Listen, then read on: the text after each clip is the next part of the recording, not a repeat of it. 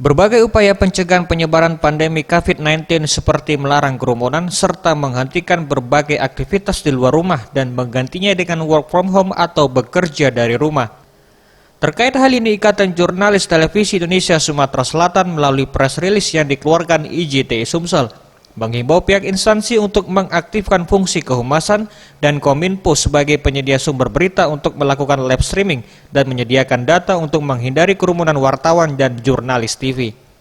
Dan IJTI Sumsel siap menjadi bank data bagi jurnalis TV melalui email sumselijti@gmail.com. Pertama kita menyesalkan masih adanya kegiatan-kegiatan pemerintah daerah maupun instansi terkait yang mengadakan konferensi pers yang mengakibatkan teman-teman jurnalis itu berkerumun sehingga social distancing, physical distancing itu tidak terselenggara dengan baik.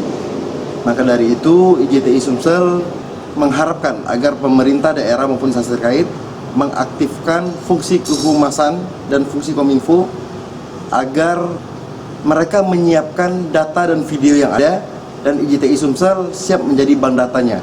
Artinya IJTI berita-berita atau video yang sudah dikirimkan dari pemerintah daerah atau humas maupun Kominfo itu di-share ke IJTI Sumsel dan IJTI Sumsel akan membagikan ke semua stasiun televisi.